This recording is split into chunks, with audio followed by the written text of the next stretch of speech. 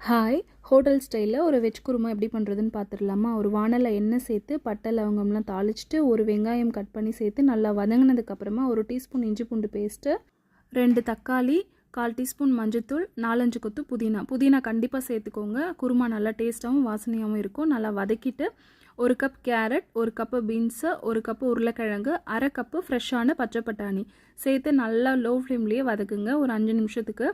இதுக்கு நடுவில் இந்த குருமாக்கு நம்ம ஒரு பேஸ்ட்டை ரெடி பண்ணணும். அதுக்கு 1/2 கப் அளவுக்கு தேங்காய், 4-5 முந்திரி, 1/2 டீஸ்பூன் சோம்பு சேர்த்து ரொம்ப தண்ணி சேர்க்காமல் நல்லா கெட்டியான பேஸ்ட்டாக அரைச்சி எடுத்துக்கலாம்.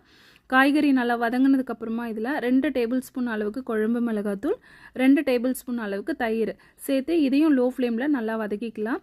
அதுக்கப்புறமா இந்த குருமாவுக்கு ஒரு 2 கப் தண்ணி சேர்த்து நல்லா கொதிக்க விட்டு காய்கறி வெந்ததுக்கப்புறமா அரைச்சி வச்சிருக்க பேஸ்ட்டு சேர்த்து 1 டீஸ்பூன் கரம் மசாலா, கொஞ்சமாக கொத்தமல்லி தூவி இருக்குன்னா hotel style veg kurma ready.